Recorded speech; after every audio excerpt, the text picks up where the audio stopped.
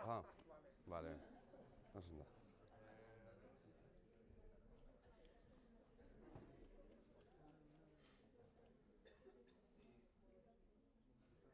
Hain bai? Vale. Bueno, egun on guztioi, oso impresionantea guztiok horrela ikustea, ez dago gaizki, aste arte goiz bateako, eta bueno, eta eskerrik asko gonbidapenengatik. Bueno, berez, gai hau jorratzearen arrazoi nagusia da, bueno, zuek, hain zuzen ere, zuen ikasketa arlo desberdinetan, auzo honi buruz, Zaramagari buruz, garatu behar duzuen lana, hainbat lan bultzo, eta ea, orduan, jaso dudan enkargua eskolaren partetik izan da, pizkat horretan laguntzea, nola edo hala. Nire kasuan, berez aurkeztuko dizuena da, honen abia puntua, oinarria da, duela ja 9 urte, ez dago gaizki, duela 9 urte, egindako gradu amaierako lan bat.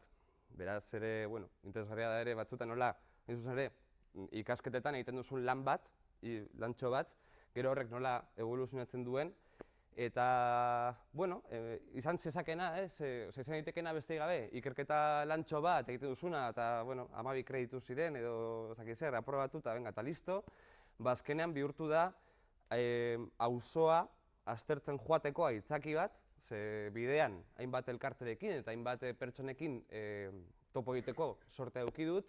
Duela urte batzuk hemengo irakasle izan den ere Estitxu Ortidezaraterekin batera eta beste lagun batzuekin batera egin genuen ere beste ikerketa lan bat Zaramagari buruz. Ez hain historikoa, gehiago arkitektonikoagoa, eta arrezkero, gero batez ere azken urteetan, Memoria Gara izeneko ekimenaren parte bezala aritzen naiz auzoan. Norbaitek ezagutzen du Memoria Gara ekimena? Sonatzen dio? Marketing txarra egiten duguna. Memoria Garak, esaten bali badut martxoaren 3, hori bai, ezagutzen duzue. 1996ko martxoaren 3an, greba baten testuinguruan, Zaramagako San Francisco Elizan ospatu behar zen langileen asanblada orokor bat, polizia frankistak, edo post-frankistak, edo tardo-frankistak, euskal honora esan, poliziak kargatu egin zuen oso modu bortitzean eta 100 bat zauritu eragin zituen eta 5 hildako. Hori izan zen, Gasteizen Gasteizko historian dagoen mugarri bat, eta horri lotuta, Eliza horretan, memoria zentro bat garatu nahi da, eta horretan Memoria Gara elkarteak begiratzen du pizkat horretan laguntzea, Martxoak 3 elkartearekin batera memoria zentro hori sortzea. Beraz, azken urteetan pizkat hori izaten ari da auzorekin daukadan harreman handiena, eta, dena den hori, ikusten duzun bezala, azken aldian batez ere Nafarroan aritzen naiz lanean, baina beti ere behintzat hanka bat edo zango bat Gasteizen jarrita. Dena den hori, nik egingo dudana izango da halako testuinguru historiko arkitektoniko bat, ondo eramaten baldin banaiz ordenagailuarekin eta ez dut prometitzen, eta gero zuen komentarioak, zuen galderak, dena dela hori, mesedez parte hartuz, ez dakit hori, nik baino gehiago ezagutuko duzuen hontaz seguramente. Norbait alda, Zaramagakoa, a todo esto, auzokoa? Edo ingurukoa behintzat. Beste auzoek ere kontatzen dute. Gasteizkoak zenbat zarete? Bale. Minoria etxean, oso ondo, bale.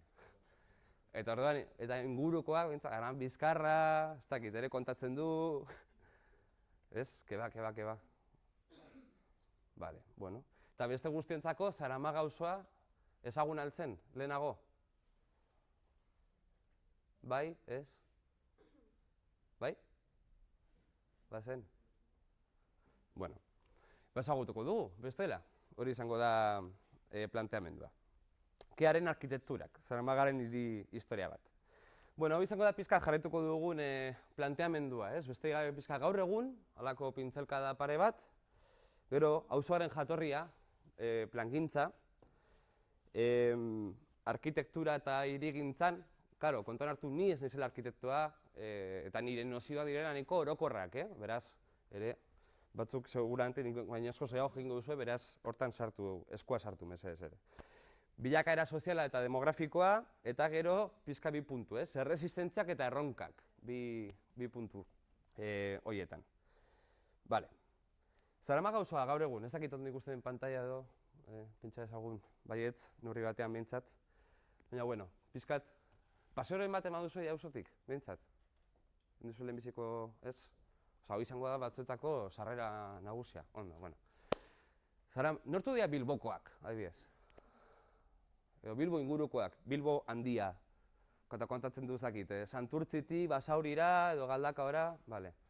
Eta nortu dira, ez dakit, Donostikoak, baina ez da hondartza ikusten haien etxetatik. Ez, bale. Eibarkoak, Durangokoak, ez dakit, esan nahi dudana da, baitu, kamera. Esan nahi dudana da, azkenean Zaramaga auzoa, berez, ez da lehin berezia. Da, adreilu gorriz egindako auzo bat, blokez, osatako auzo bat, asko topa ditzazkegula hainbat herritan eta hirietan. Ez da desberdina, ez dakit. Hori, nik Iruñan lan egiten duela, ez dakit, el barrio de la Milagrosa, dagoela hiriaren hegoaldean ere izan zitekeen honen antzekoa. Ez dakit, barrea, Iruñakoak? Bai, eta la Mila ezagutzen duzu? Bai, ondo. Baina, eta zergatik parretxo horiek? Zaramaga baina Iruñan. Hori da, bai. Eta zer definitzen dute halako auzoek? Bai. Zaharra. Langile auzoa eta zaharra. Bai. Gero ze fama dauka, la Milak. Baina ez da la Milagrosa, la Mila. Horregatik. Pues txarra. Ja. Eta zergatik? Esatu dutela inmigrazioaren gati, baina ez bakarrik, en general. Bai, hori puntu garrantzitsu bat da. Migrazioarengatik gaur egun migrazioarengatik. Baina normalean auzo hauek zuzen migrazioengatik sortu izan ziren eta hori ere da kontuan hartu behar duguna, ez? Bueno, hori izango da pizkat bidaia, ez? Ez da inbeste aldatu. Osea, lehen hori sortu zirenean adreiluzko blokeak ziren, gaur egun ere adreiluzko blokeak dira. Hori gauza bera, ez? Zaramaga auzoan pizkat eta Gasteizkoak ez direnentzako pizka kokatzearren, bueno, Gasteizek omen ditu 258.000 biztanle. Osea, kontuz, milioi laurden gasteiztar daude munduan, tamalez, mundurako, eta horien artean Zaramaga da Gasteizko 6. auzo populatuena. Zaramagak ditu 12.428 biztanle. Ez dakit asko ala gutxi den, ni berezoi gasteiztarra nahi zadop, ni herri txiki batean hasi nintzen, herri txiki horrek 100 biztanle zituen, ditu. Beraz, imaginatu nintzako 12.000 zenbat diren, ez? Dena den, auzo populatuena Zabalgana da, gero Lakuarriaga, gero Salburua, eta ondoren ja datoz Sansomendi, Coronación, Zaramaga, guzti hori. Beraz, populatuena dira, zer dakata eman komunean auzo populatuenek? Ezagutzen man oso pizka Gasteiz. Baina, oso nintzi dizue, Zabalgana, Salburua, Berriana direla, hain zuzen ere.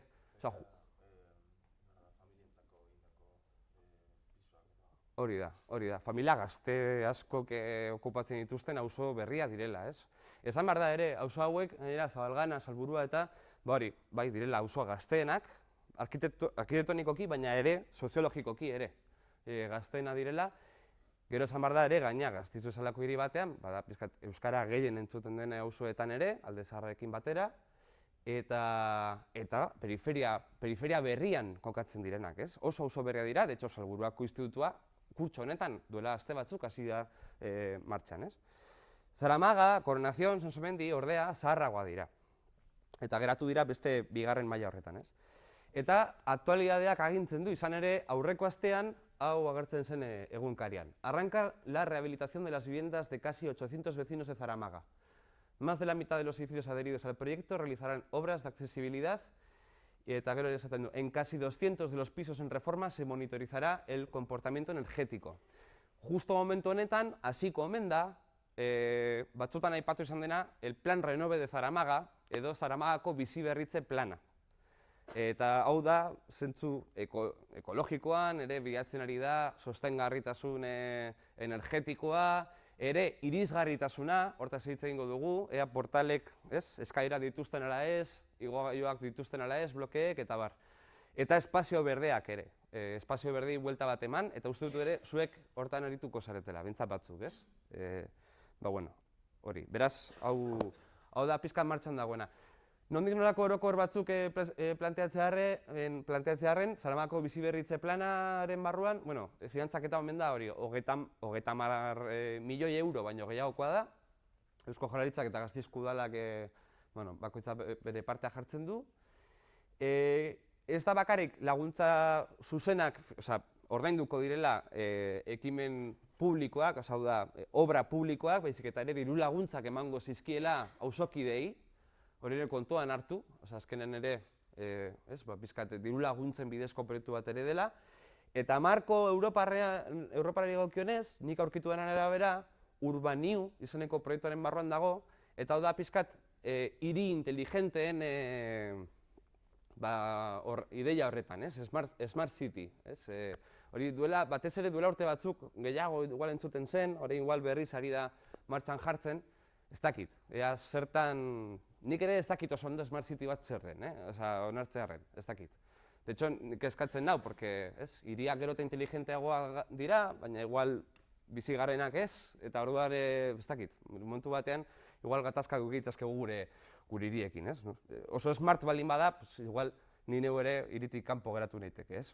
Hori da pizkat arriskua. Eta helburu nagusiak aipatu ditugu, ez? Bizi kalitatea hobetzea, irisgarritasuna eta sostengarritasun ekologikoa, energetikoa behintzat, ez? Bloke zaharra dira, eta bloke zahar hauetan bilatzen dena batzutan adibidez da, isolamenduak hobetzea, ez? Esate baterako. Lehen fase honetan, esku hartzeak 23 erekinetan egingo dira, hau da, 340 etxe bizitzetan, 761 auzokide egongo dira diru laguntzen bidez eta obra hauetan sartuta, eta hasiko dira, hori, Nafarroako Errege kalean, gero ikusiko ditugu planetan, eta Zaramaga plazan. Eta, ze obra motango diren, igogailuen instalazioa, aladoitzea, atal ondoak, atarikoak, portalak, 0 jartzea, eskairak kentzea, eta guzti hori, ez? Baina zein da auzoaren jatorria, ez? Plangintza, eta hori da pizkat testuinguru historikoa. Historialaria naiz, pizkat txapa izan daiteke, baina aldi ere nik uste igual beharrezkoa dela, ikusteko nondi datozen auzo guzti hauek, ez? Txaposoa baldin bada, kexatu zitezte, bestela nik jarretuko ditze egiten, eta lasai, hasta las tantas, hori. Bueno, abia puntu hau da, irudi simpatiko hau. Gasteiz, Vitoria, hemen Vitoria zen bakarrik. Vitoria 1926. 1926an, zer gertatu zen? Zer hasi zen?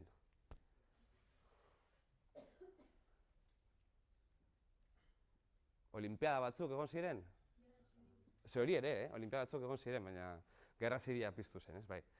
Estatu kolpe bat eman zen, errepublikaren aurka, eta Gasteizen kasuan, militarrek azkar lortu zuten boterea, Gasteizen, ez?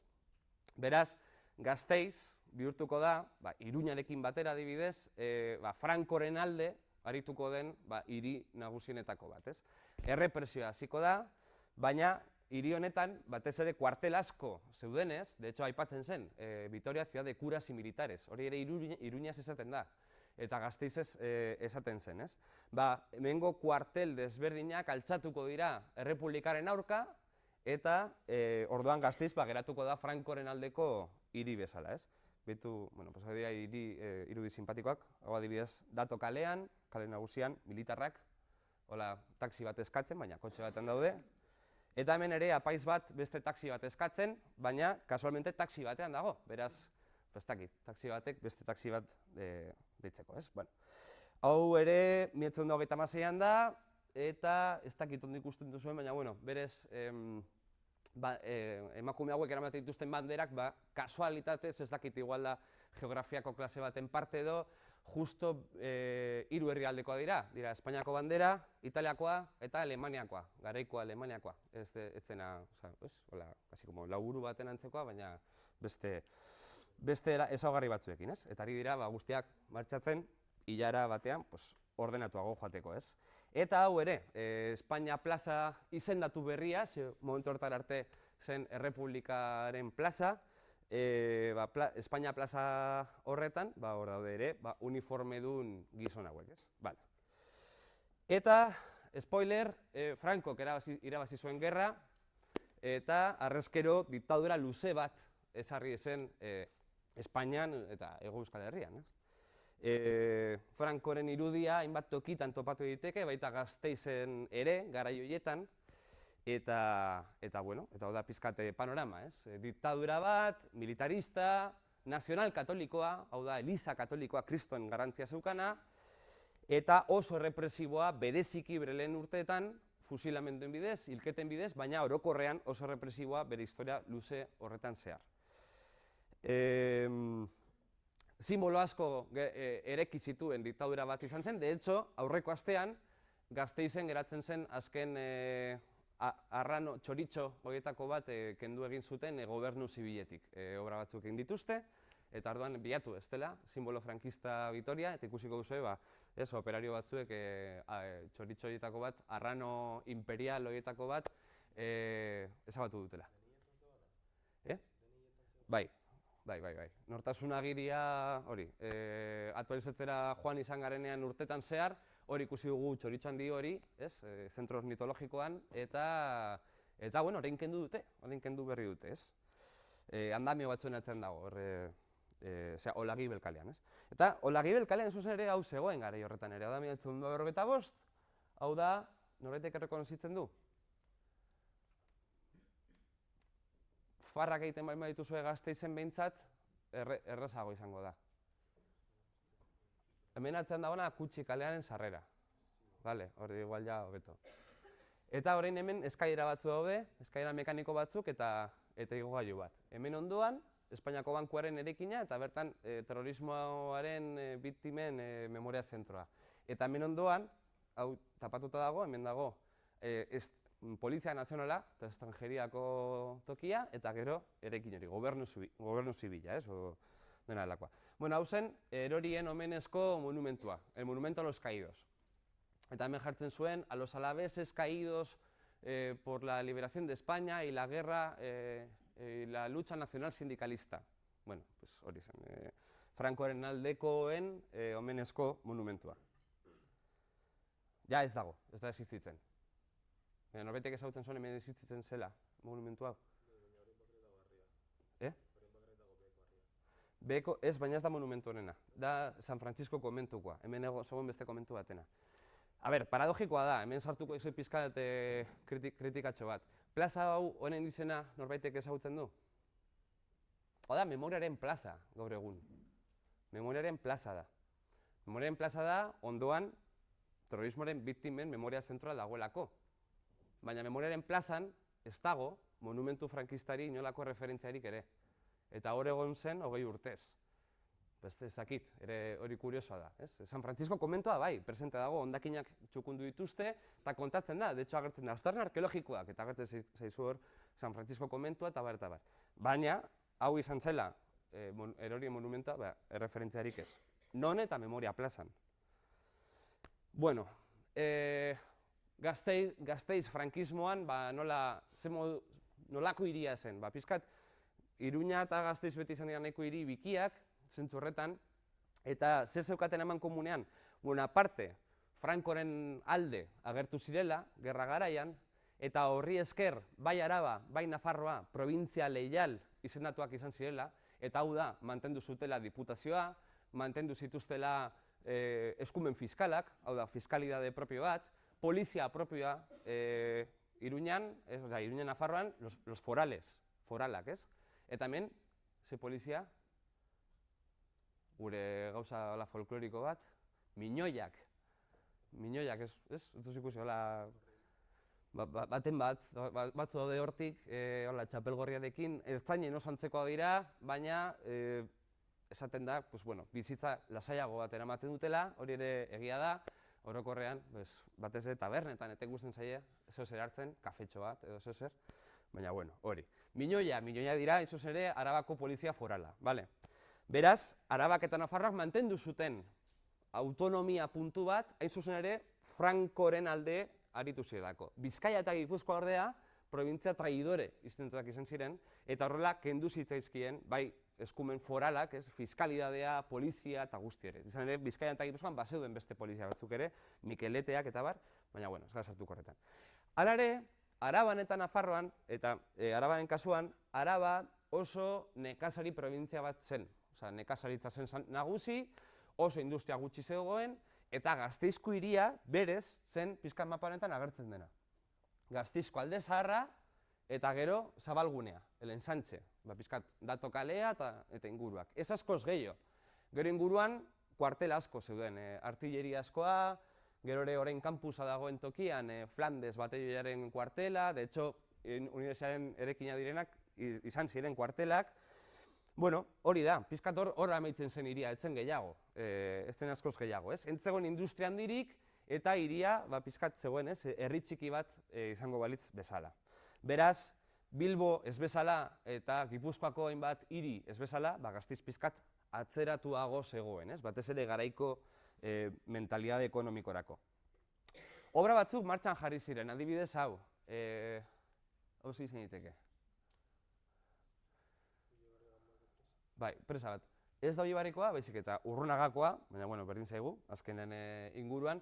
Inguruan bi urtegi eraiki ziren garai horretan, bi urtegi oso handi, bi presekin eta, ez dakit, landara edo garaiora joan zaiten bainatzera, edo, ez dakit, izozki bat hartzera, edo ezin sartuko zertara joan zaitezketen inguru horietara, baina, bueno, hor oso urtegi handi batzu ditugu hemen Arabako iparraldean, ba, bueno, justo obra horiek martxan, obrak garai horretan martxan jarri ziren, eta, bueno, de hecho, hori, hainbat langile ekarri behar izan ziren, hau izan zen Arabak bizi izan zuen lehenengo prozesu migratoria, baina aldi baterakoa izan zen. Hemen milaka langile etorri ziren, batez ere Gaztela-Mantxatik eta Andaluziatik, baina gehienak egon ziren obrak iraun bitartean, 10 urte inguru, eta asko bueltatu egin ziren, edo beste obra batzutara joan ziren. Izan ere garai horretan, Frankoren irudi klasiko bat zen pantanoak inauguratzen. Venga, aquí inaugurar este pantano, pantano pilo bat egin zituen, urtegi pilo bat egin zituen, de hecho, bazeukan goitizen bat, eta zen Paco el Rana. Claro, inork ez zion esaten zuzenean, porque, claro, zen caudillo, generalísimo, dictador, el jefe del estado, guzti hori, ordan, ez, baina berez Paco el Rana ere ezagutzen zen horregatik, ez? Bueno, justo orain ari gara, hau ikertzen, metakipoko autopromo, baina, ikerketa talde bezala ari gara, ikertzen nola eraiki ziren urtegi hauek, eta nola geratzen den langile horien kanpamentu ez.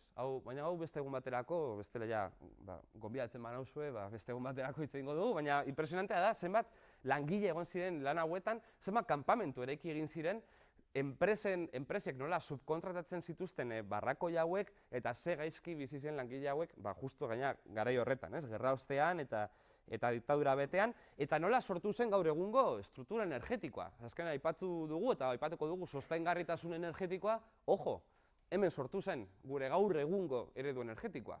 Hau izan zen gure lehenbiziko trantsizio energetikoa.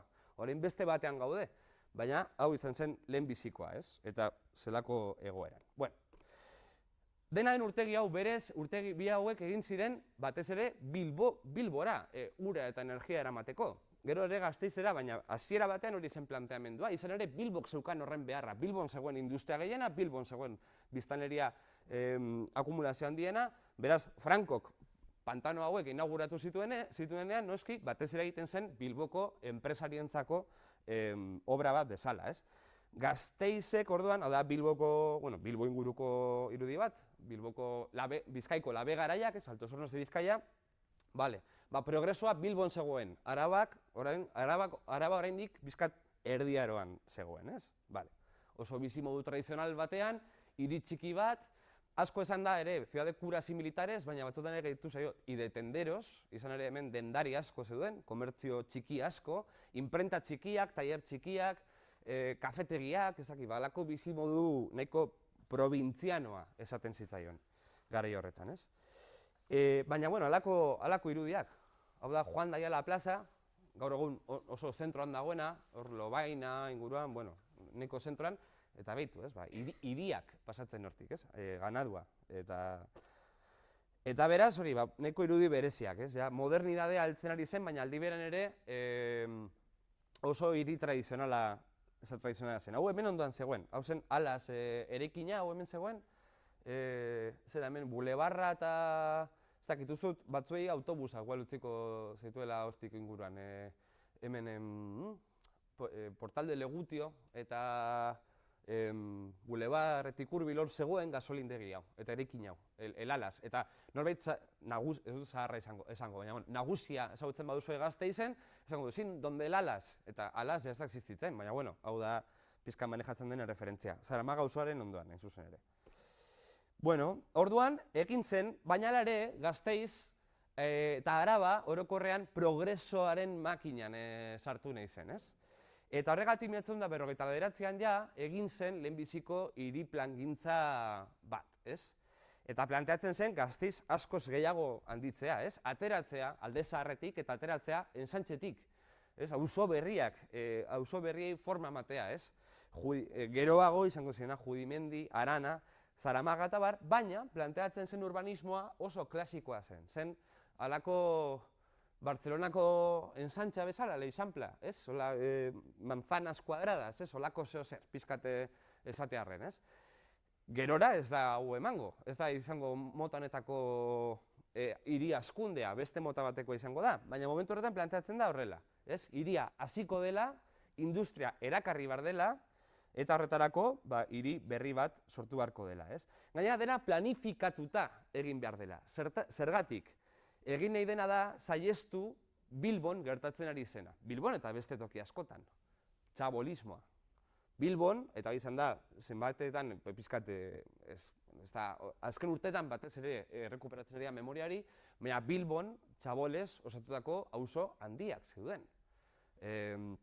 Campa de los Ingleses, orain Guggenheim dagoen tokian, edo Masustegi, galego asko, ez, la pequeña Galicia, Bilbon, auzo guztiek garai batean txabolez eginda zeuden, ez? Izan ere, hiriak ez zeukan gaitasunik planifikatzeko hainbeste etxebizitza, eta gero gainera behar zena zen eskulana fabriketarako, baina bost axola eskulan horren bizi baldintza zeintzu ziren, ez? Eta hori hainbat hiritan, Madrilen, Bartzelonan ere, hainbat tokitan, txabolismoa oso fenomeno ohikoa zen Espainia frankistan. Gaur egun pizkat arraro egiten zaigu, edo igual lotzen dugu, ez dakit, Latinoamerikarekin, ez? Brasilgo favelak, edo Argentinako Villas Miseria, edo lakoetan, baina berez gurean, hau paisaia arruntena zen, hau da gure Aiton Amonen beste paisaietako bat, ez? Bueno, pizkate txabolismoa saihesteko ere, diktadurak, Francoren diktadurak, adibidez, 1954ean, lege hau martxan jarri zuen. La ley del 15 de julio de 1954. Ley de viviendas de renta limitada. Horrela deitzen zen. Gaur egun, pizkat VPO izendatzen dugun hori izango zen. VPO? Zer da VPO? Viviendas de protección oficial. Hori batzuei, igual etzaizu eren ditokatzen zurrunbilo marabilloso horretan sartzea, etxe bat erosi, ez daki zer, etzaiteltzen. Ez zaizu tokatzen, batzui, pues porque no queda otra, oraindik ere, ez da pentsatu ere, bai.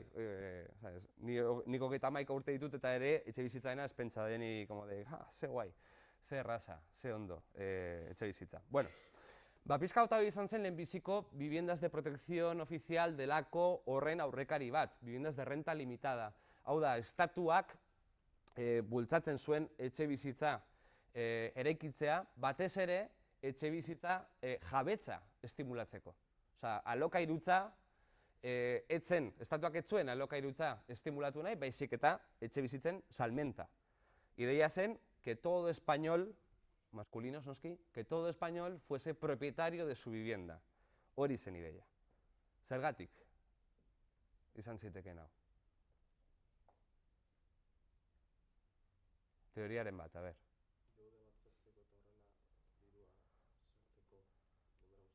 Bai. Zor bat sortzeko, baina dioen ere, planteamendua zein da, planteamendua ere politikoa da. Esatea, zu jabe bihurtzen baldin bazara, konservadoreagoa izango zara, ez? Pizkat hori da ideia. Izan daiteke, zor bat daukazulako, hipoteka bat daukazulako, eta eski hipoteka bat daukat, beraz ez sartuko lioetan, ez dut egingo, ez apuntatuko sindikato klandestino horretan, ez dut egingo, ez dut eta beste egingo, ez naiz bilera klandestino horretara joango, beraz, etxean geratuko naiz, en mi pequeño reino, eta jazta, ez? Eta garri horretan ez zegoen Netflix, baina egongo balitz ere, seguramente Frankok subentzionatuko zuen, ez? Holako zerbait. Bueno, hau da, etxe bizitza arazoari aurre egiteko planteatzen den lehenbiziko neurria frankismo garaian, ez? Babes ofizialeko etxeak. Bigarrena da, lege bat, etxe bizitza lege bat, 1956koa. Oso aproposa gai guzti hauek, por cierto, orain gaudela, hain zuzen ere, etxe bizitza legeaz eztabaidatzen, ea Sánchezen gobernuak sortuko duen halako diktadura bolivariar bat, zeinetan kenduko dizuten zure 20 metro karratuko etxe marabilloso hori eta emango dioten, ez dakit, Madurori, ez? Holako zeo zer, ez? Justo momentu horretan gaude. Momentu marabilloso horretan. Bueno, etxe bizitza lege horrek bultzatzen zuen hain zuzen ere hori. Bloke berriak, masiboak, azkenean lanesku guzti hau hor sartzeko eta jabe bezala sartzeko, ez? Alokairutza etzen kontuan hartzen, eta horrek sortu du pizkan mentalidade bat. Osea, berez, ez dakit, gurasoekin halako gauzak entzuten diren edo etxean hau esaten den, ez? Baina, badaukagu pizkan mentalidade hori. Diru pizka bat lortzen baduzu, inbertitu ezazu etxe batean, ez? Behintzat batean, erosi ezazu etxe bat zuretzako. Porque horrek emango dizu lasaitasun bat, egonkortasun bat, oinarri bat, ez? Baina alokairutza oso garesti dagoenez, azkenean, ez, hobeto. Eta alba duzu, inkluso pizka diru gehiago baldin badaukazu, bigarren bat erosi, ez? Bigarren bat erosi. Izan daitekeela zuretzako, beraneoa egiteko, izan daitekeela ere apartamentu turistikoetan bihurtzeko, izan daiteke ere, zergatik ez, ez? Horrela gaina ordainduko dizute, edo izan daiteke ere apartamentu arrunta bilakatzeko, ez? Horrela hor dagoen gizajoak ordainduko dizu, zure hipoteka eta aldi berean pizkatxo bat gehiago, ez? Zergatik ez? Zergatik ez jokatu, ez? Pizkate broker, broker izatera, ez?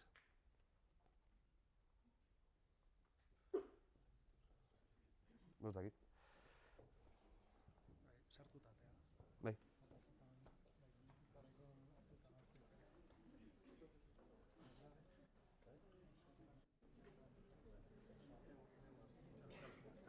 Bai, eman diot, zeo zerri eman diot. Vale, eskerrik asko.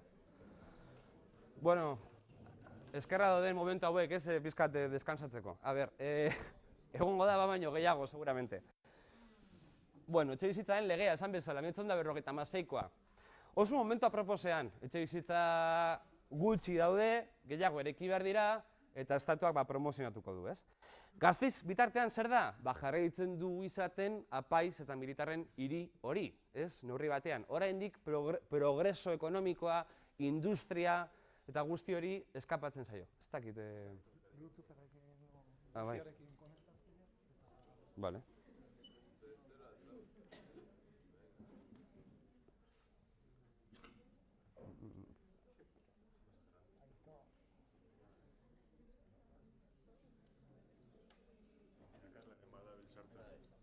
Bai.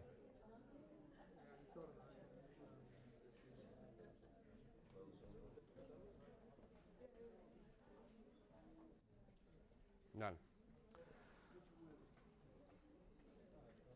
Bueno, momentu zen moduz. Ondo? Gutxura bera ondo? Ez? Vale. Apuntatzeko moduan. Esan bezala, Gasteizko elite frankistain kezka da hori. Hain zuzen ere, Gasteiz eta Araba geratzen ari dela progresotik kanpo. Hemen ez dagoela industriarik, hemen ez dagoela jarduera ekonomikorik.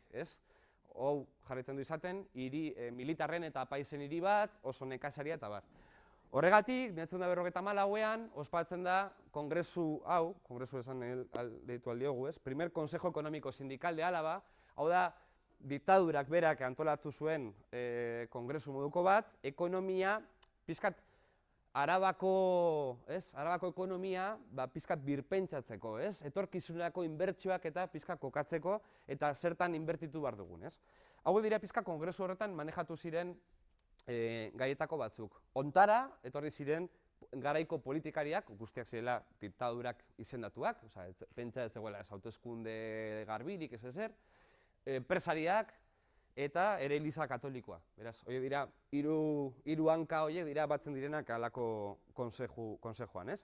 Eta gaia zintzu dira, batzuk aipatzearen batez hori, produktibidad, ala bai, su evolución industrial, electricidad, el ferrocarril directo Vitoria-Bilbao, arazoa ez dagoela trenik Bilbo eta Gasteizen artean, transporte por carretera, momentu horretan oraindik pizkat gauza berria zela, pentsa oso kotxe gutxi zeudela probintzian, eta gero el problema de la vivienda en Álava. Beraz, hau zer da, diktadurak jarri nahi dituela pizkat mahai gainean, Arabak dituen ahulgune horiek, baina duen potentzialidade horiek, salto ekonomiko hori garatzeko, ez? Hontan hitz egingo dugu Gasteizko 3 alkate desberdinez. Izan ere, bakoitzak eduki zuen funtzio zehatz bat prozesu ekonomiko guzti honetan. Hasteko lehena, Gonzalo Lacalle, hau izan zen Gasteizko alkatea 1952tik 1957, hau esan abokatua zen, eta gainera pizkat bere izan zen legegilea, legegizona. Hau da, berak sortu zituen Gasteiz mailan lege berriak salto industrializatzaile hori emateko. Berak jarri zituen pizkat oinarriak, ez? Horrela adibidez, 1954ean egin zen hiri plangintza berri bat. Hiri plangintza berri hau ja pizkat pentsatu ze industria ekarriko diren, batez ere Bizkaitik eta Gipuzkoatik, non kokatuko diren eta horri lotuta ze auzo beharko diren, etorriko den biztanleria berria bertan kokatzeko, ez? Hori da pizkat ja plana. Hau sustatzeko zer egingo da? Adibidez, Arabako diputazioak esan dugu, oraindik eskumen fiskalak dituela, hau da, hazienda propioa daukala neurri batean behintzat, Arabako diputazioak egingo duena izango da salbuespen fiskalak sustatu. Hau da, Bizkaiko eta Gipuzkoako enpresei esango die, hona etor zaitez, hemen zerga gutxiago ordainduko dituzu, eta horrela, hemen eskaintzen dizugu da lurzoru merke bat, porque, por cierto, hori kontuan hartu, Bizkaian eta Gipuzkoan dagoen mendi guztia, hor fabrika etxea, ibaia, ez dakit dena dela, ez dago espazio handirik, industria kokatzeko. Araban ordea, espazio pilo bat, inagotable, Arabako lauta da, erraza da hemen erekitzea, hori izan ere beste puntuetako bat erakartzeko. Eta orduan hori, salbuespen fiskalen bidez, pizkat hori zen Arabako diputazioak sustatu zuen politika, Hau adibidez hau da Legutioko atea, kalea, hemen ondoan dagoen kalea. Oraindik nolakoa zen garai horretan. Hasi ziren ja bloke batzuk eraikitzen, baina oraindik nahiko herri bateko kalea dirudi, ez? Bigarren alkate garrantzitsua izan zen hau, Luis Ibarra Landete. Hau izan zen Gasteizko alkatea 1957tik 1976ra. Gero honek eduki zuen kriston karrera politikoa diktaduraren barruan, izan zen diputatua eta bar. Hau, ofizioz, zen militarra eta enpresaria. Perfecto, ez? Diktadurarako, perfecto. Makilla eta zenarioa, biak landu zitzazkeen, ez? Eta hau, horregatik esan daiteke dela, izan zela industrializazioaren, modernizazioaren ejekutorea. Gonzalo Lacallek jarritako legeak eta sortutako erakundeak honek martxan jarri zituen. Honekin sortuko dira, eraikiko dira langile auzo gehienak. Ikusten duzuenez, konfiantza handia ematen dizun gizona zen, ez dauka bat ere mafioso itxurarik, Luis Ibarra jaunak, así como que le dejarías la cartera, edozein momentutan, zeo zerbait badu, hau zen alkatea. Eta gero beste erakunde batzuk ere kriston garrantzia zeukaten. Adibidez, udalak esan dugun bezala, udala zen azkenean, pizkat, udalak eta diputazioa ere, azkenean bi erakundeek, horiek legeak esartzen zituzten, erakunde publikoa sortzen zituzten, bai industria erakartzeko, baita ere auzo berriak eraikitzeko, ez? Baina horri lotuta, karo, finantzaketa bar zen. Finantzaketa nork jartzen zuen, bai ez, aurrezki kutxek, las cajas de ahorros. Gari horretan zegoen caja de ahorros de Vitoria eta caja de ahorros de Álava. Gero hori fusionatuko zen, eta izango da, Vitoria y Álava, Vital, la caja Vital, gero ja Kutxabank, ez? Hau da fusioen historio bat, ez? Hau da, energia sekula ez da suntsitzen, bakarrik transformatzen da, hori da fizikak erakusten diguna. Horrezko kutxek finantzatuko dute modernizazio prozesu guzti hori, eta bestalde, pentsa, Elizak daukan garrantzia momentu horretan, diktadura nazional katoliko honetan. Zer egingo du apezpikutzak? Hezkuntza jarri, ez? Hezkuntzaren monopolioa aukiko du. Izan ditekeela, beste gabe eskolak, eta bigarren hezkuntzako eskolak, baina ere lanbide heziketa. Lanbide heziketa, Gasteizen, ze leku zesunatzen dugu? Non egin dezakezu un ciclo medio de algo, un ciclo superior de algo? Pues Jesús Obreron, Diocesanas Molinuevo, Diocesanas Arriaga, Diocesanas Nibescano, San Beator, alako tokietan, ez? Zer dakate guztiek aman komunean? Katolikoa direla, hau da, ez? Oraindik ere, gaur egun ere, Eliza Katolikoa kriston garrantzia doka lanbide heziketan, ez?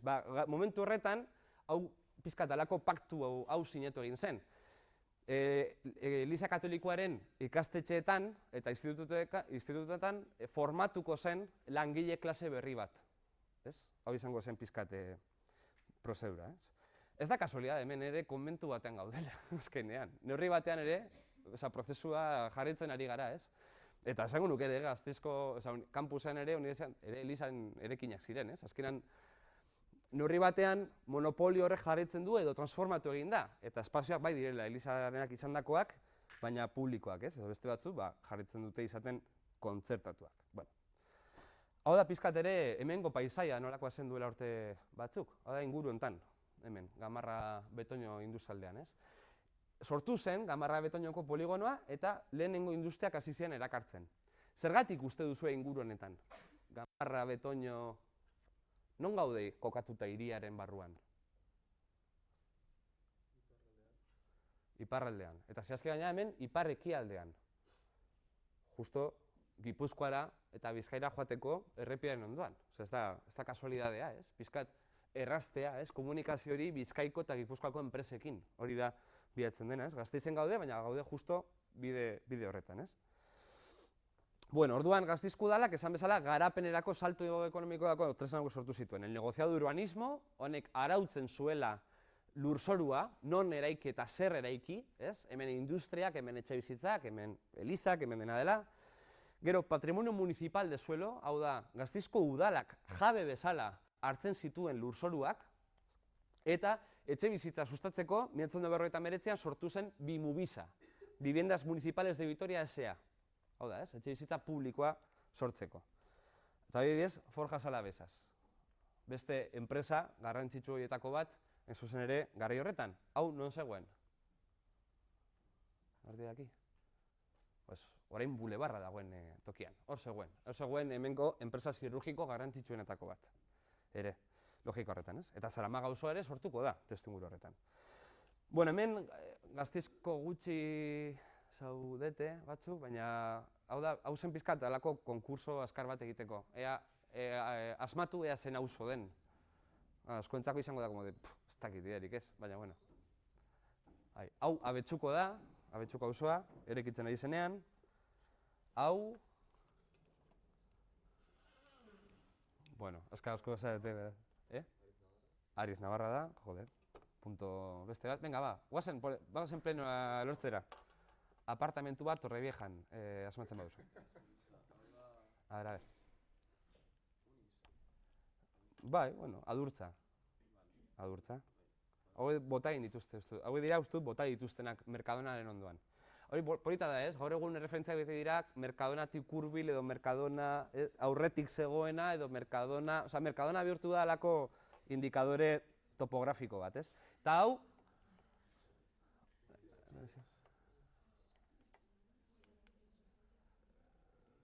Iberiar penintsulako leku okupatu handiena Errekaleor auzoa. Errekaleor auzoa. Txabolismoa saiestu egin zen Gasteizen, bai eta ez. Esaten da, eta geografo gehienek azpimarratu dute, Gasteizen orokorrean etzela eman fenomeno txabolista handirik. Baina bai eman zela eta batez ere garrantzitsuena arrazializatua zela. Hau da, Lakua, gaur egungo Lakua auzoa dena, hau da, bus geltoki referentzia komun bat esaterren, bus geltokiaren inguruan gutxi gora bera, eta Eusko Jaurlaritzatik hurbil, hau zen Lakuako paisaio humanoa garai horretan. Txabolak, ez zuzen ere, eta familia erraldoiak. Claro, hijito familiak. Osea, berez txabolismoa existitzen zen.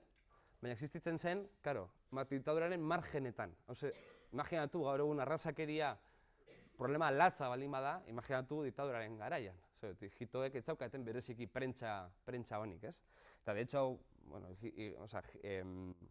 gitanofobia ez da gauza berria, ez? Ez da tamales. Ba, hor, bai, Lakuan inguruan, bai, zegoen kriston herriska bat, txabolez egindakoa, eta bertan bizi ziren hainbat familia hijito, Gasteizen. Eta hirugarren alkatea aipatzearren, Manuel Maria Lejarreta. Hau izan zen Gasteizko alkatea ja diktaduraren azken urteetan, 76tik 72ra. Hau, zuzenean enpresaria, bakarrik enpresaria industriala.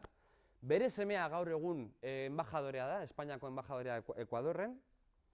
Eta honek, hain zuzen ere, inbertsioak zituen, bai forjas alabesa zen, bai prefabrikados alabese zen. Beraz, alkatea eta enpresaria aldi berean. Ez dakit hau, zemuz pintatzen duen guzti honek, ez? Ba, bueno, hau ez dira gure aurreko alkateak. Bere aita, Lejarreta aita izan zen Gasteizen bluesen kuadrillak eta guzti sustatu zituenak. Esaten zaio, bere aitari, esaten zaio, el alcalde de los blusas. Ja, kuriosa, ez? Aita eta semea alkate, ez? Halako monarkia, eredu monarkiko bat Gasteizen. Eta gero gainera hori, ez? Blusek oraindik pizkat loreak eta eskaintzen dizkiote bere aitari, nahiz eta frankismoko alkate izan. Bueno. Eta alkate honekin eman zen izan zen batez ere ja Gasteiz hiriaren konsolidazioa. Hau, Txagorritxu auzoa da, adibidez, Gazalbide, Txagorritxu inguru hori, ja sortu ziren auzo berriak, ez? Eta honek gainera ere txabolismoari irtenbide bat bilatu zion, irtenbide kuriosoa. Hau da, Lakuako herritxo hori, aipatu duguna, egin zuen izan zen bota, eta sortu halako opni moduko bat, donut formako etxe bizitzen multzo bat, oso modernoa eta oso arraro aldi berean, eta hor sartu zituen familia hijito guztiak.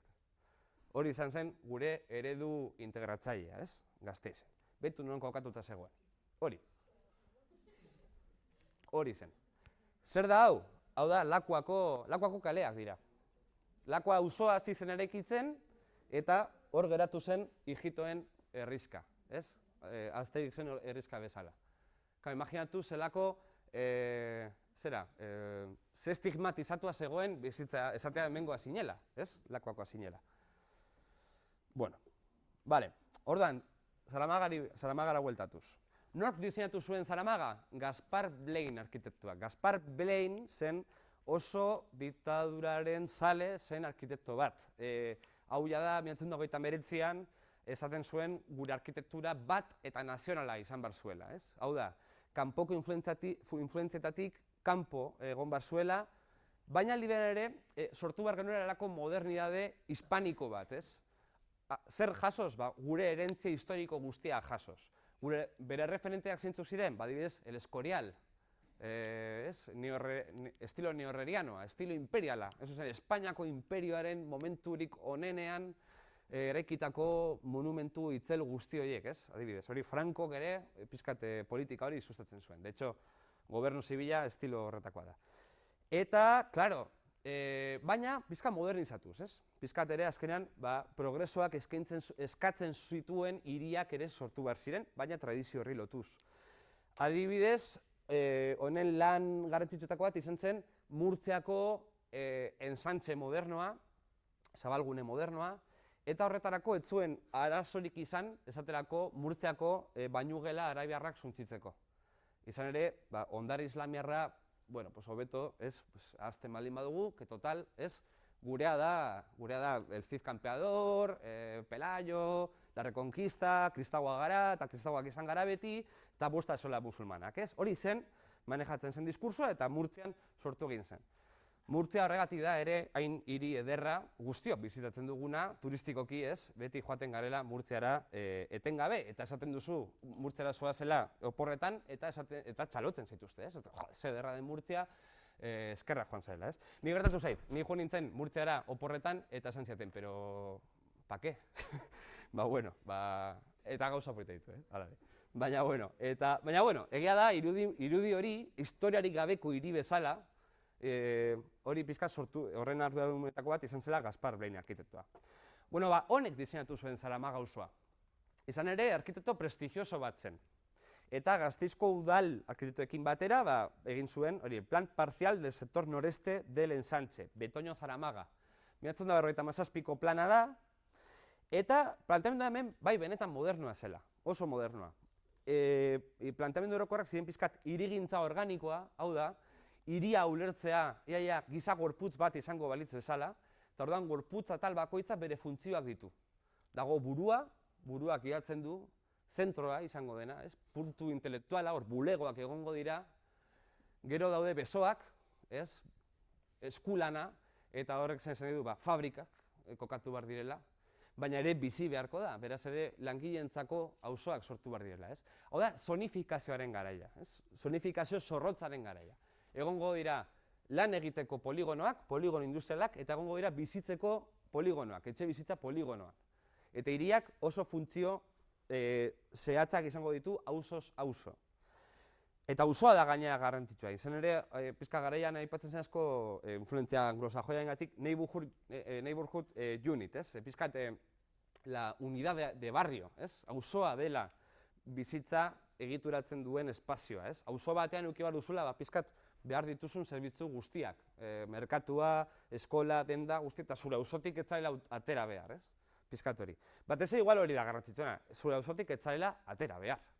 Hau da, Gasteizko zentroko biztanleek ez dutela, teorian, zertan ezagutu behar, Extremaduratik edo Galiziatik edo Euskal Herritik etorri den norbait. Haiek dituzte haien auzoak, haien espazioak. Eta eraikinei dagokionez, open planning edo sistema irekia, hau da, blokeak. Ez manzanak, baizik eta blokeak, bloke solteak parkean, bloke solteak espazio berdeetan. Izan ere, etxe bizitza sozialen historian hainbat puntu batzuk aipatzearren, beste tradizio batzuk zeuden, beste korronte batzuk zeuden, adibidez hori, Lorategiria, la Ciudad Jardín, hemen Gasteizen ere existitzen dena, baina beste hiri batzuetan ere, la Ciudad Lineal de Madrid, beste herri bat da, baina ere. Alemanian, Austrian, erdialdeko Europan nahi bez Hof patioaren inguruan eraikitako etxe bizitza motak, eta gure nahi bez Casas Baratas. Hori ere, igual entzun da kasu hainbat tokitan, Casas Baratas. Langileentzako etxe txikiak halako ilarak sortzen. Gasteizen, pizkat antzeko adibide guztia daude, guk hemen Gasteizen hegoaldean,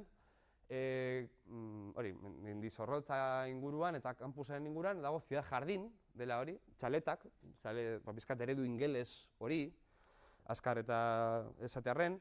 Gero ere pizka patio baten inguruko etxe bizitza, ere, Hof, adibidez hau da Bezkano kalea, ere, kampusaren inguruan, eta daude blokeak, eta daude auzoko bizilagunak biltzeko patio moduko batzuk, Eta gero, Casas Baratas, adibidez hau da Judizmendi. Direlako, txalet adosatuak bezala, hori, Casas Baratas beti batzutan esaten da paradoja, Casas Baratas ziren, batez ere, periferietan eraiki zirelako, babes ofizialeko etxeak zirelako eta txikiak zirelako, baina gaur egun normalean geratu dira hirien zentroetan eta oso garestia dira. Casas Baratas, orain Judizmendiko Casas Baratasen bizitza oso garestia da. Eta da luxu bat, Hof ereduaren inguruan aipatu nahi dut adibidez, Viena hiria izan zela batez ere municipalismoaren ildotik sustatu zuen etxe bizitza publikoa. Adibidez hau da Karl Marx Hof, hau da Marxen omenezko etxe bizitza publikoa. Eredu hau, adibidez, frankismoko arkitektoei etxizteien asko gustatzen. Komunista egia zelako, adibidez, horregatik beste eredu batzuk gainera modan zeuden momentu horretan, Bigarren Mundu Gerraren ostean.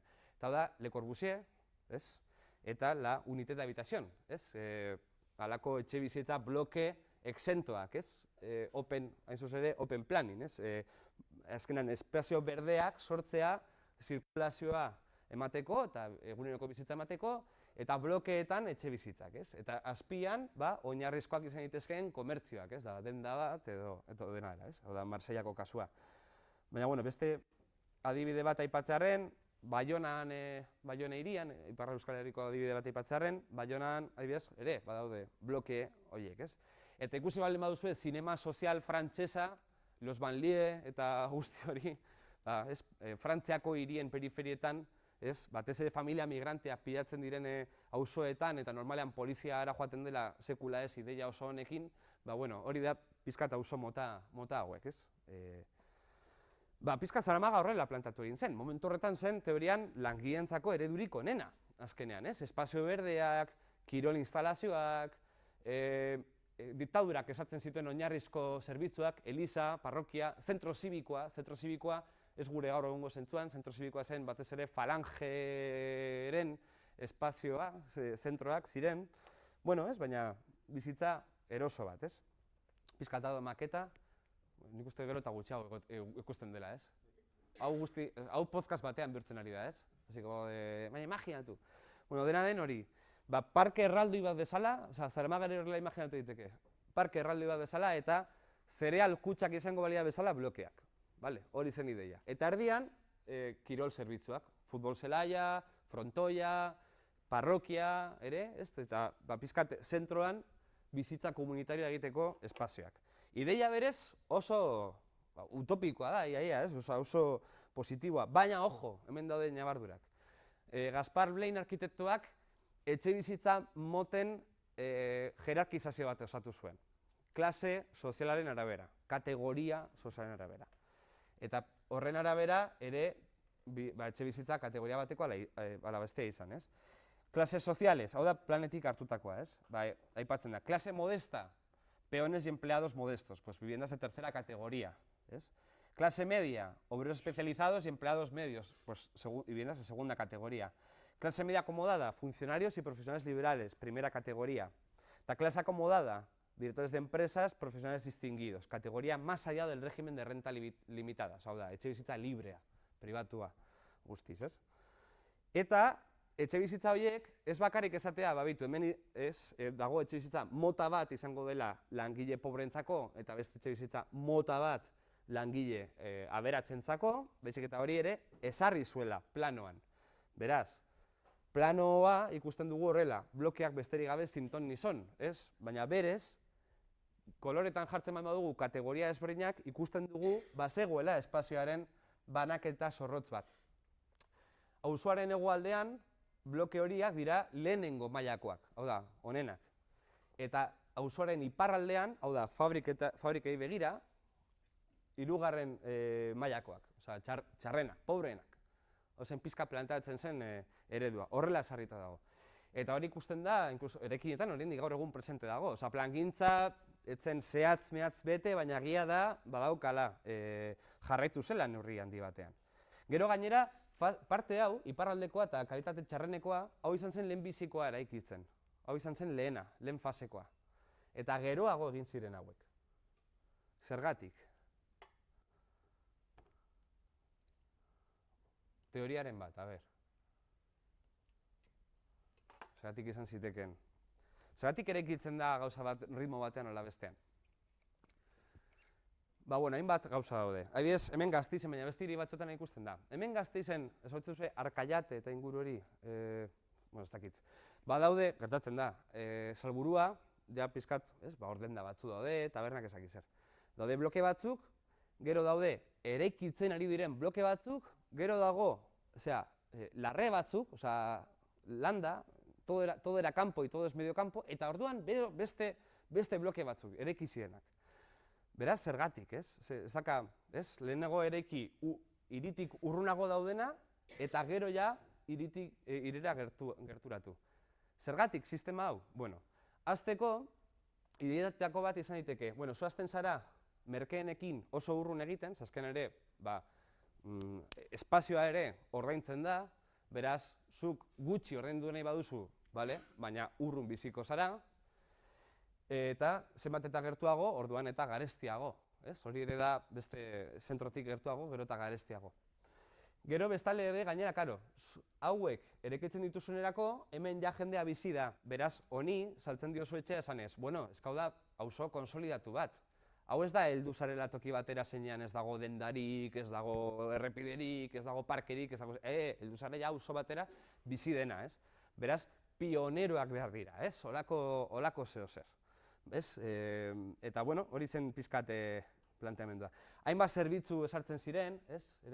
Eskola, parte honetan, ez? Iparraldean eskola, zentro sozial edo zentro cívico, hori zen Falangeren espazioa zena, zinema, eliza, eskola, residencia de solteros, kuriosoa sonatzen du, ez? Residencia de solteros agertzen da, garai horretako auzo bat baino gehiago. Hau da, Gasteizera migratzen zuten asko, hasieran batez ere ziren gizon gazteak, ezkongabeak. Ez zuzen ere, hirira joaten zirenak, industriara joaten ziren lan egitera, dirua lortzera, gero, ezkontzeko edo gero familiak hartzeko. Hori zen pizkat planteamendua, ez? Orduan erregimenak ez zituen nahi gizon gazte horiek solte hiritik bizitzea edonon, ez? Alde zaharrean, pisu batean hogeita hamar, gaur egun ere gertatzen den bezala. Por cierto, azkenean migrazioaren fenomenoa, pentsa dezakegu oso berria dela, arazo berria, hau da, giza kondizioaren parte, ez? Orduan diktadurak plantatzen zituen erresidentzia hauek apaizek kudeatzen zituztenak, eta orduan langile gazte horiei, pizkat bizitzaia arautzen zizkiotenak, ez?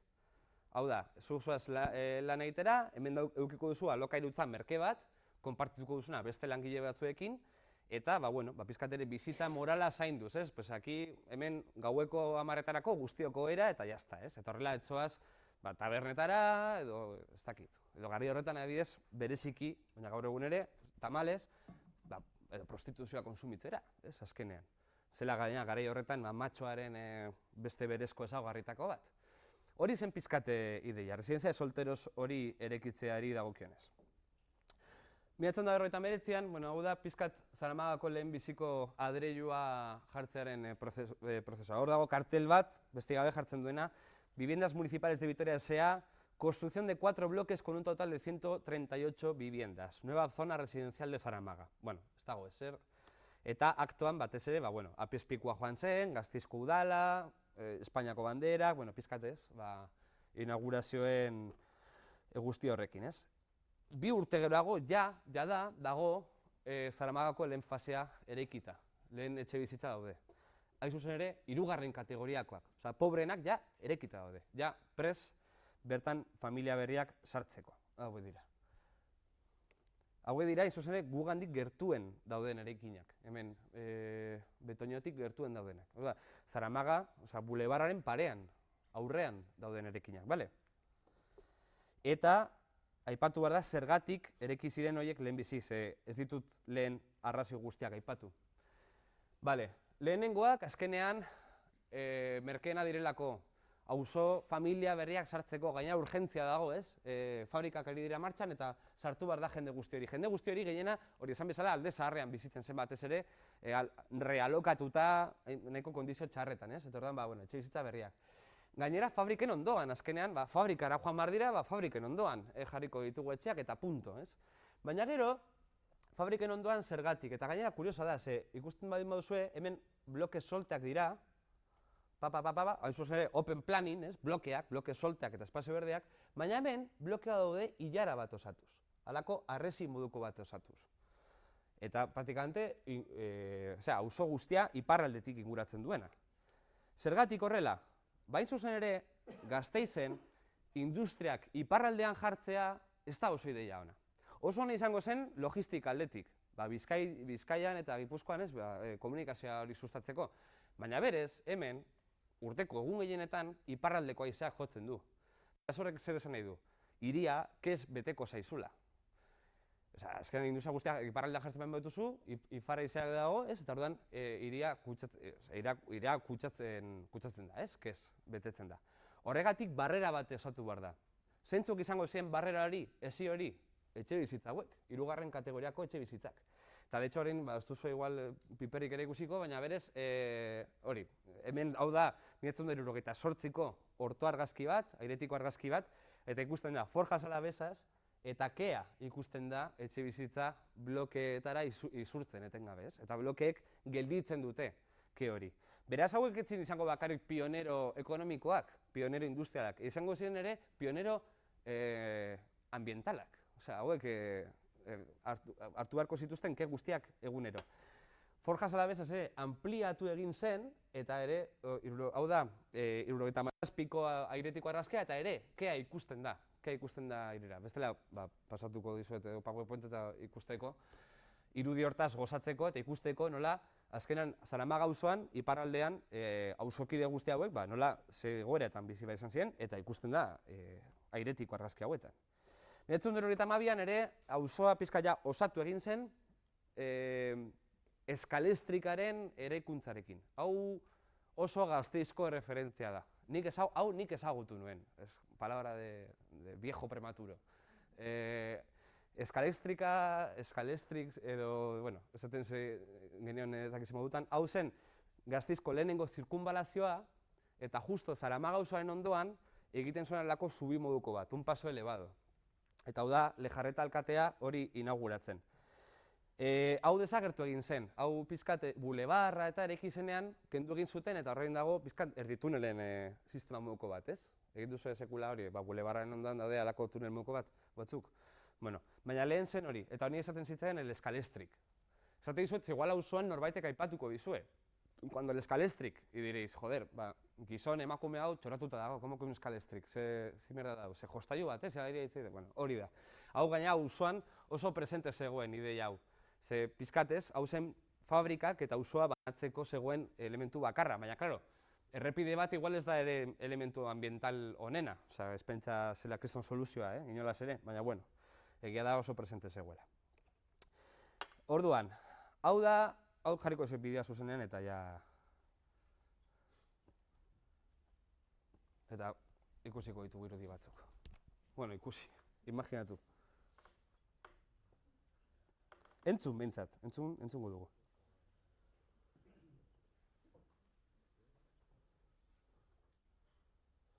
Hau da 1974, Franco Gasteizen. Su excelencia el jefe del Estado, acompañado de su esposa, llega a la ciudad de Vitoria procedente de Burgos. Este es el nuevo edificio de la central lechera, a donde se traslada el Generalísimo para inaugurarlo. Está enclavado en la zona residencial de Zaramaga y construido por la Caja de Ahorros.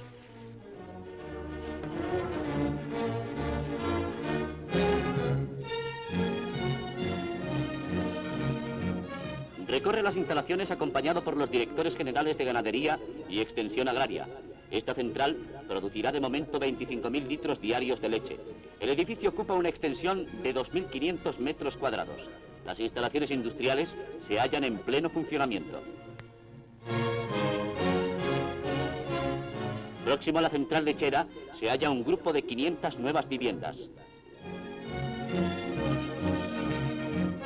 Entre las aclamaciones de gratitud, el Generalísimo va haciendo entrega de los títulos de propiedad a los usufructuarios.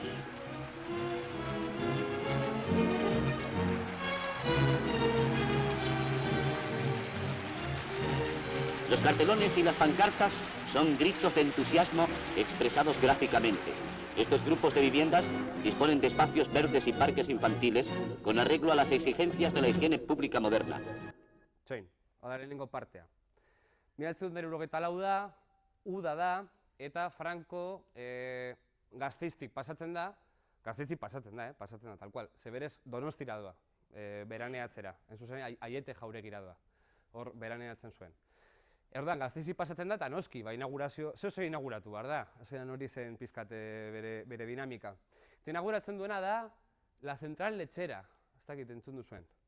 La central lechera hori zen, orain, gaur egungo Deba eraikinean, hau da, bulebarraren aurrean dagoen enpresa, semillero enpresa, ere dago Urban Rock Cafe, eta hor, eraikin hori lehen zen zentral lechera bat, esne zentro bat, esne zentrala.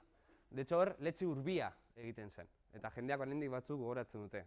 Zen plastikozko poltsetan sartzen zuten esne bat. Frankorentzako inaugurazio marabillosoa da, ze gainera hori ikusten dira, esne botilla, mugitzen direla bakarrik, ezaki zer da, todo modernidad, todo limpieza, marabillosoa da, dena da, industriaren hori. Gainera ikusten dira emakume batzuk, igual ez duzu ikusten, emakume batzuk ikusten dira. Bueno, pizkatez, la mujer española empieza a incorporarse al empleo, baina oso modu paternalista batean erakutsiz, ez? Eta orduan ja, Zaramagako lehenbiziko etxebizitza promozioen entrega agertzen da. eta esaten du gainera, Franco va haciendo entrega de los títulos de propiedad a los usufructuarios. Hau da, Frankok berak entregatzen ditu etxe bizitzak, entregatzen dizkie, ez du horrela esaten, baina a los cabezas de familia, gaina guztiak gizona dira. Eta pizkat hori da ideia, zein da ematen ideia, zuk zure etxe bizitza nori zor diozula, Frankori, Frankori esker daukazu etxe bizitza hori. Bueno, hau da Zaramaga, eta esaten dugu, con arreglo a los requerimientos de la higiene pública moderna. Baina hau etzen izan, egun horretan inauguratu zuen gauza bakarra. Poco después, su excelencia pasó al próximo parque playa artificial de Gamarra, donde el ayuntamiento ha construido instalaciones de tipo popular muy frecuentadas durante el verano.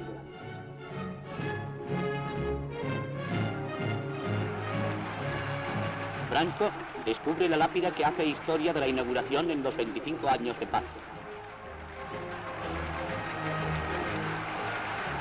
Acompañado de su esposa y del delegado nacional de Educación Física y Deportes, el generalísimo, con el ministro de la Gobernación y el alcalde de la ciudad, recorre el amplio complejo deportivo que aprovecha el curso del río Zadorra, de cuyas aguas se surten las piscinas que en este momento están llenas de público.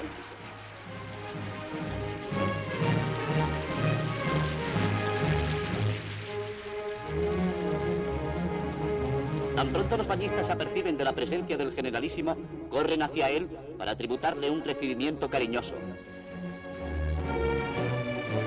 Jendea, baino jantzian, korrika egiten, Franco agurtzen. Zaria bizkatu, dagoen pagana, eta Franco dago alako karrikozen goko batean, piscina bat inauguratzen. Bueno, piscina bat inauguratzen. Bueno, Gamarrako inaugurazio izan zen. Gamarra bai, ezagunago, hori gaztiztik kanpo ezaguna, piscina batzu dira, parke bada, baina, bueno, jende nahiko txetortzen dena, ez? Hau da pizkat entrega horren irudi batzuk, Franco txikitxoa zen, maila oso zabala, beraz jendeak pizkat alako genuflexio bat egin bar zuen etxe bizitza papera lortu alizateko, ez da ezer kasuala, esne zentrala, eta garaiko emakume langile batzuk, adibidez. Eta Zaramaga auzoan adibidez inauguratu egin zen, geroago 2008an, hau, Centro de Formación Familiar y Social. Hau da, pizkat familia gazte hauei, beharko zituzten oinarrizko elementuak eskaintzeko. Neurri batean ere, hemen adibidez, emakumeentzako ikastaroak egiten omen ziren. Sukaldaritza, joskintza, guzti hori, ez? Emakume, frankismoaren emakume idealak, gaur egun tradwife, esaten diotena, ez? Que es como oso ondo dago zeozer ingelesez esatea, azkenean zure machismo zaharra erakusteko, ez? Osea, ez dauka, llámalo tradwife, llámalo, nahi duzula esklabu bat, nahi duzula robot bat etxean, ez? Un robot de cocina que te lave y te planche. Bueno, garai horretan, etzen, porque Pablo tenía hambre y le apetecía cenar aquí zer, garai horretan zen frankismoak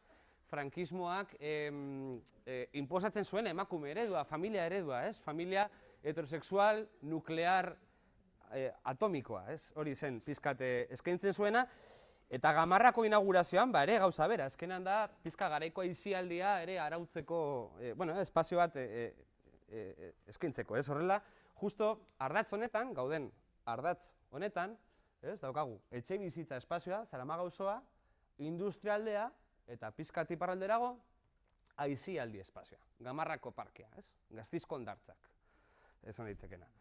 Bueno, hor daukagu dena, ez? Eta guzti honek estatuak ematen dizu, diktadurak ematen dizu, ez? Hau da, ongizatearen ideia frankista, ez?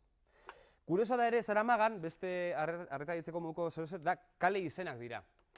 Kale izenak dira La Guardia, Añana, Vitoria, Mendoza, Salvatierra, hau da, Arabako kuadrillen edo eskualde historikoen izenak. Kuriosoa da, ez? Beste toki batzuetan, gaur egun Salburuan dago, kezi calle Eslovenia, calle ezakizer, guzti hori, ez? Txagorritxu inguruan dago, calle Cuba, Argentina, ez? Badakizuen batzuetan hirietan, egiten dira pizkat kale izena jartzea, como en bloque. Pues aquí de temática, no sé qué, aquí ezakizer.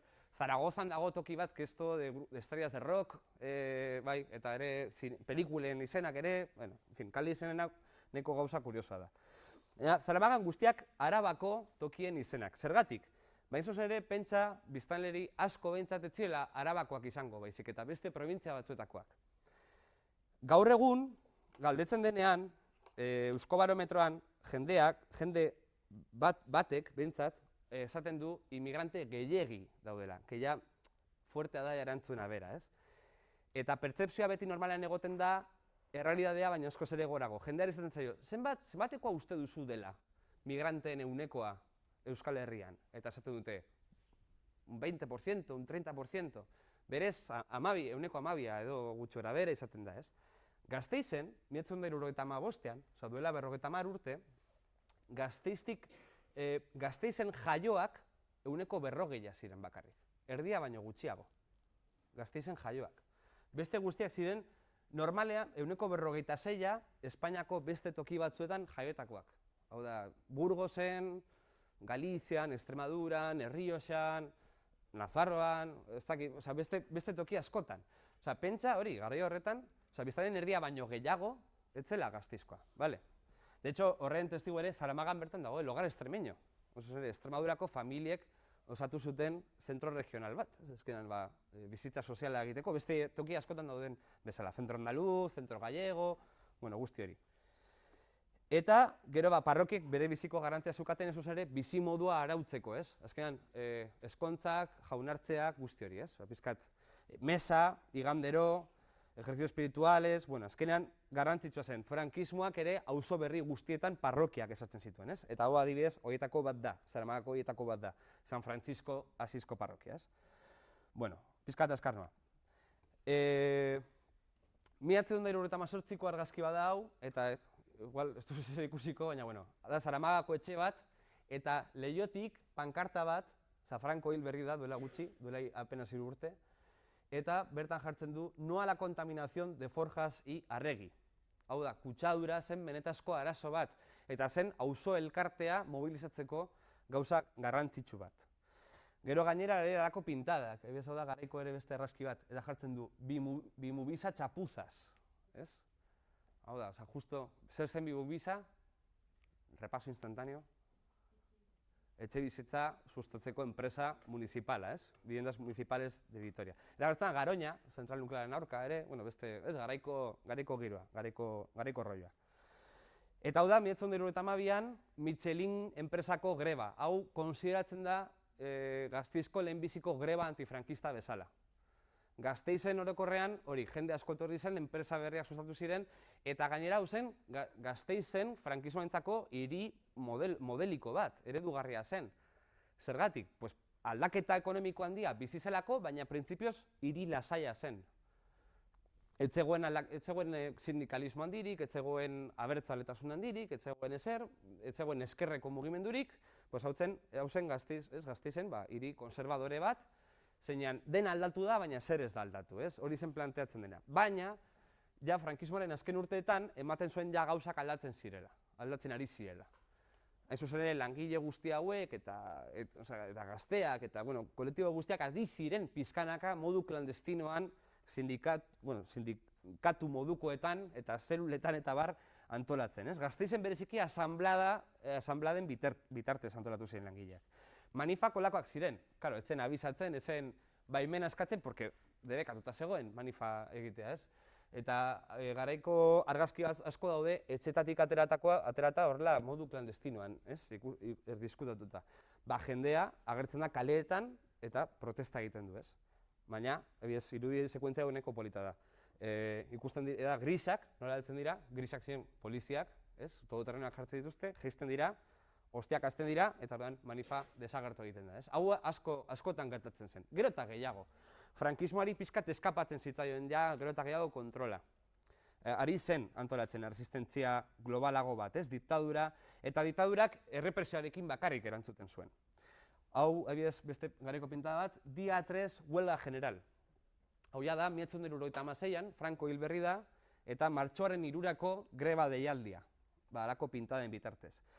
Egun horietan, 76ko martxoaren hasieran, greba egunak izan ziren, asanbladak egiten ziren, batez ere auzoetako elizetan, izan ere, elizetan teorian polizia ezin zen sartu, hain zuzen ere, Frankok sinatutako konkordatu akordio batengatik, Vatikanoarekin, Eta apaiz batzuk, nahiko eskerrekoak ziren, gaur ez bezala, por cierto, eta bueno, usten zieten, bai langilei ere emakumeen asanbladak egiten hasi ziren eta guzti hori. Eta barrikadak, azkenean egon bizi zen halako egoera, gero eta asambleario, iraultzaile bat, ez? Eta 1996ko martxoaren 3an, ja goizetik, polizia asko ekarri zen Gasteizera eta hiria egon zen praktikamente setiatuta, ez? Eta ja lehenengo protestak egin zirenean, poliziak ja tiroz erantzun zuen. De hecho, lehenengo zaurituak, bala su-armengatik, goizean eman ziren. Arratsalderako asanblada bat dituta zegoen San Francisco elizan, Zaramagan, asanblada orokorra izan bar zena, eta poliziak ja hori saihestu nahi izan zuen, nola, eta boteak botaz, botes de humo, ez? Eliza barrura, garaiko apaiza Felix Placer saiatu zen negoziatzen poliziarekin, baina poliziak ez zuen negoziatu nahi, eta ordena izan zen entraz con todo, ez? Eta sartu ziren, tiro egin zuten, eta esaten duguna, ez? 100 zauritu, gutxora bera, eta 5 hildako. Hau da, lurrean norbaitek idatzi zuen justizia hitza lehenengo hildakoaren odolarekin, ez? Eta da pizka garaiko irudi potentenetako bat, ez? Baina hori dira, tiro markak, auzoko etxe bizitzetan, faroletan, hau adibidez beste hildako baten objektuekin edo zapatekin egindako aldare moduko bat, hau gertatzen da, ez? Atentatua dagoenean, daukagu irudi hori, ez? Aldare moduko horiek sortzen direla, ez? Hemen egin zen, karo, pentsa polizia hau ikustean desagerraz egiten zuela, noski, kentzen zuela, ez? Baina alare jendeak egiten zituen, ez? Halako aldare modukoak. Hiletak oso garrantzitsuak izan ziren, izan ere, lehenengo 3 hildakoen hileta izan zen Gasteizen eman zen lehenbiziko manifestazioa Franco hil ostean, handiena, eta jende asko bildu egin zen.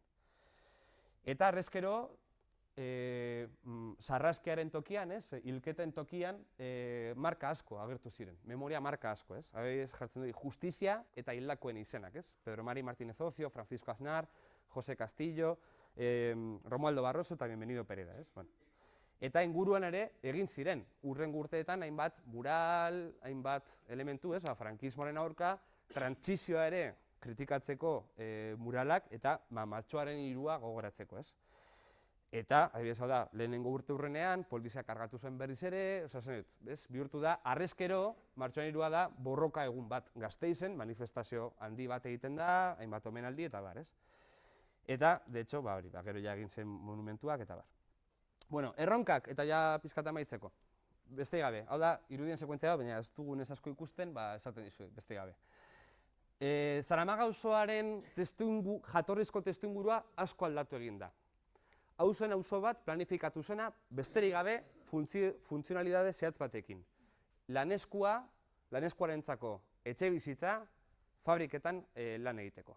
Baina fabriken paisaia desagertu egin da neurri handi batean. Eta da pizkat irudien sekuentzia honetan agertzen dena. Nola, Forjas zena, txikituz joan da, Zideno, Renbarruan eta bar, eta orain bulebarra dagoen, ez? De hecho, bulebar, zentro komertziala egin zenean, hori zen bere ideietako bat. Bulebarrak lagunduko zuela Zaramaga auzoa regeneratzen. Auzoa, ez? Beste auzo bat izango zela, ez? Zaramaga jatzela izango, como La Milagrosa Iruñan edo dena dela, zela izango auzo txungo bat, baizik eta guztiok bizitzeko nahiko genuken auzo bat, ez? Gaina, porque nork ez du nahi zentro komertzial baten ondoan bizitzea, ez?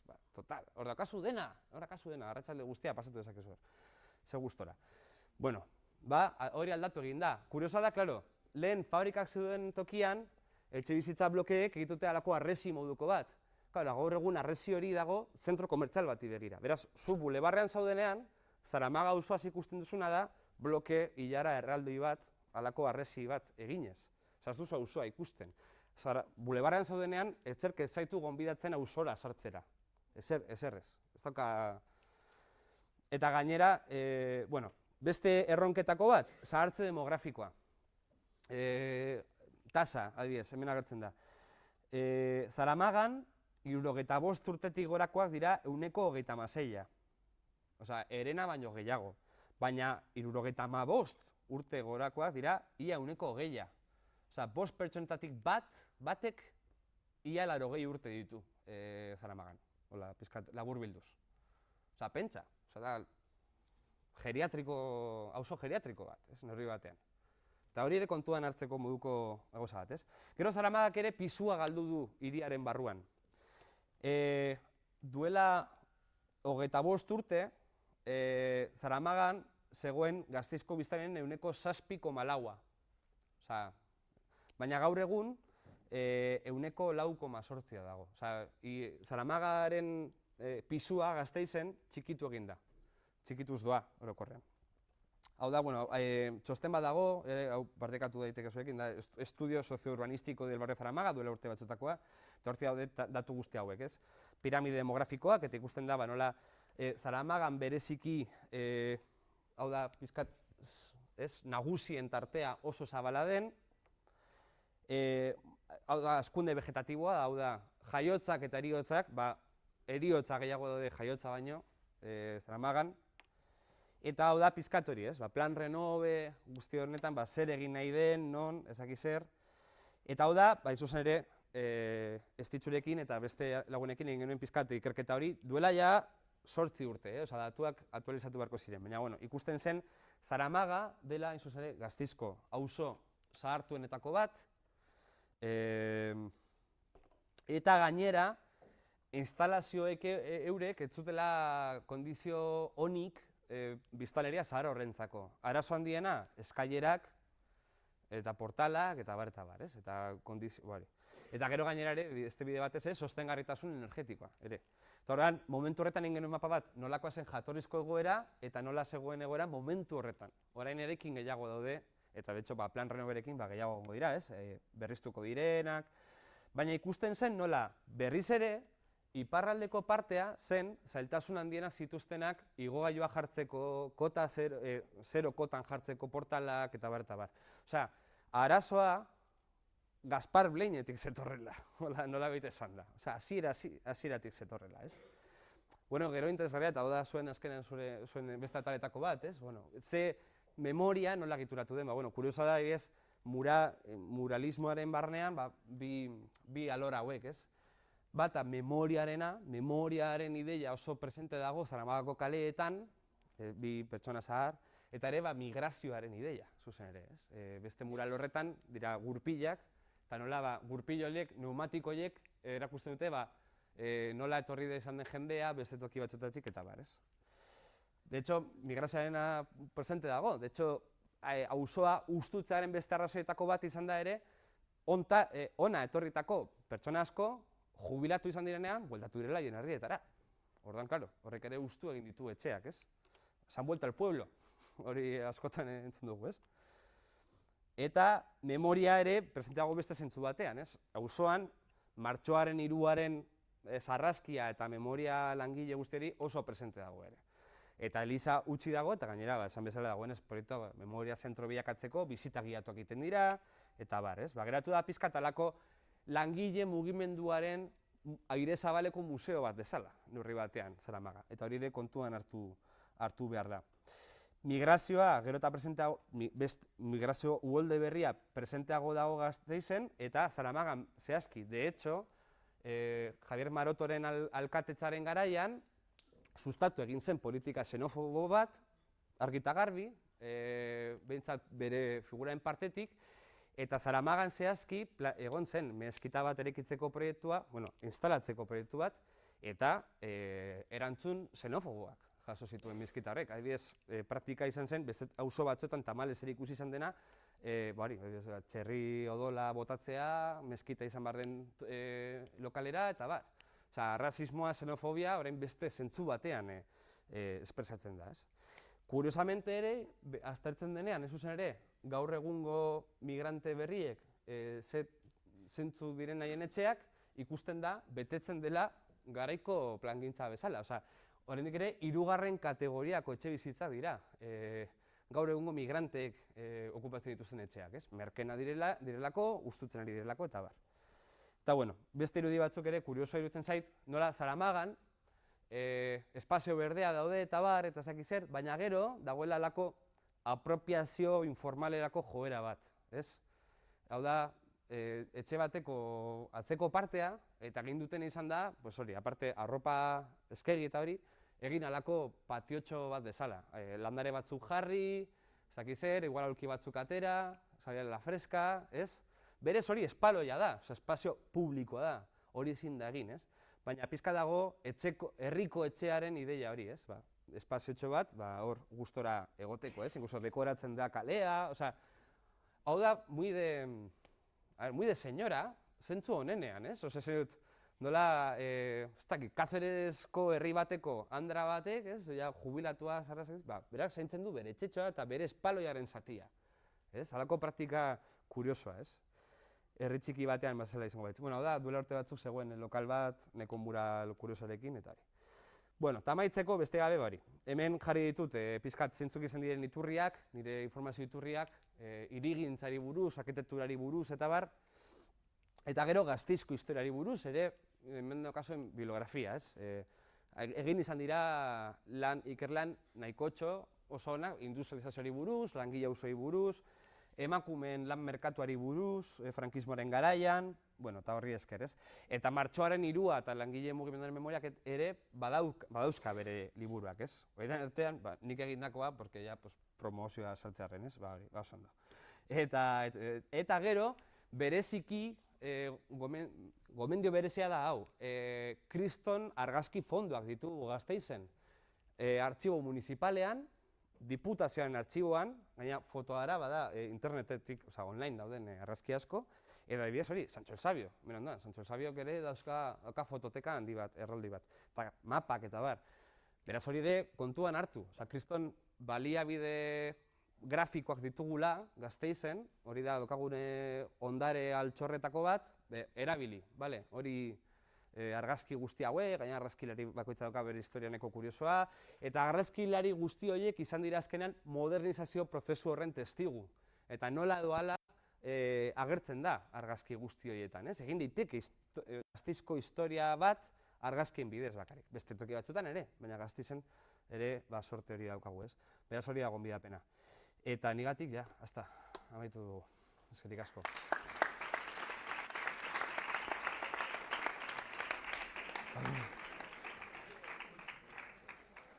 Eskerrik asko, benetan. Eskertzen diogu Josuri bere eskuzabaltasune, uste dugu aizkenean abiadura sartu barri izan dezula, kontatu nahi zen dizkigun kontu guztiak hartuta emateko.